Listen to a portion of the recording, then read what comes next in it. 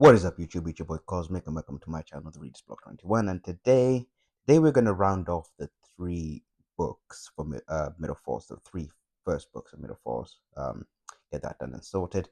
We're going to be talking about the life and death of Dominic Davidner by Shawn Inmon, and of course, it's going to be read by J.P. Cronin. Let's start off with the synopsis. Synopsis reads like this: How many lives would you spend to find your beloved? Dominic Davidner was murdered, and then it gets worse. Instead of going on to the afterlife, Dominic finds himself back in his 9-year-old body, or memories of his previous life intact. All he can think about is Emily, the love of his life, left behind when he died.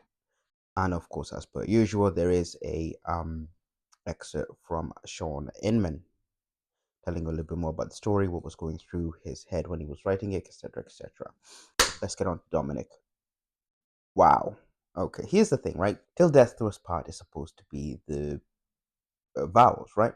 You say, I'm going to be with you until we die. Not for Dominic, forget that. Even after he dies, he's going to want to be with this woman. That, to me, I believe, is the epitome of being in love. All right, let's get to the character growth. All right, at the beginning, Dominic is already a teacher, and then he gets killed. And then opens up his eyes at was a 9-year-old, as it says there, right?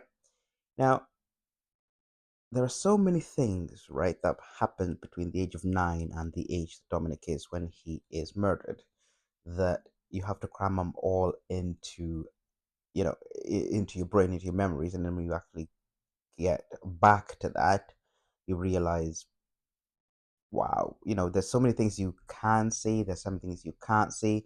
First of all, as with every Middle denizen, he doesn't believe that what is happening to him is happening to him, and then he goes through a whole bunch of stuff. Then obviously he tries to find Emily, and the trajectory he goes through to find this woman.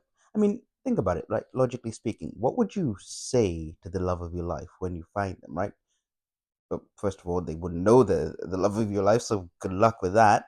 Secondly, the love of your life, does that just mean this life or the next? Once you die, is that it? There's a lot of character growth in this one, and there is a lot of, as with every Shawn Inmon book, there is a lot of questions, there is a lot of thought process that go through it, and as you can see, Michael, and they call him Michael, still in my brain. Now, Michael is in this book, spoiler alert, but you knew that from the previous book if you read them. Watch these in order, by the way. Don't skip ahead. Don't do anything because I might spoil um, an oncoming character in one of the books or a previous character if you haven't read the previous book. But read them. You can read them separately, but I would advise you read them chronologically in order, just you know, so you don't spoil anything for yourself. And of course, the Universal Life Center is in here, and it is quite an interesting growth that Dominic goes through. And not too dissimilar to Michael, right? If you read the book, not too dissimilar to any of that. Um, and of course, emotional turmoil, as Sean is always good at. Um, the ending, though, I mean, the ending with Sean Inmon, it's always going to be a happy ending. There is a repetition to it in all his books. You kind of um, get used to his repetition as he goes, but yeah, it does repeat a bit. But overall, a very good read. I would 110% advise that you read this one.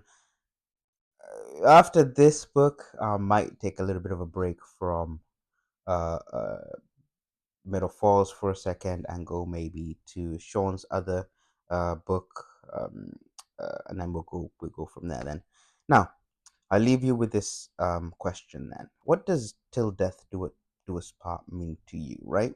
How far, as the book, as the synopsis says, would you go to find the person? If you are with the person at the minute, would you find them again? For me, yeah, I would 100%. Right, that's been me. I shall see you in the next one. Peace.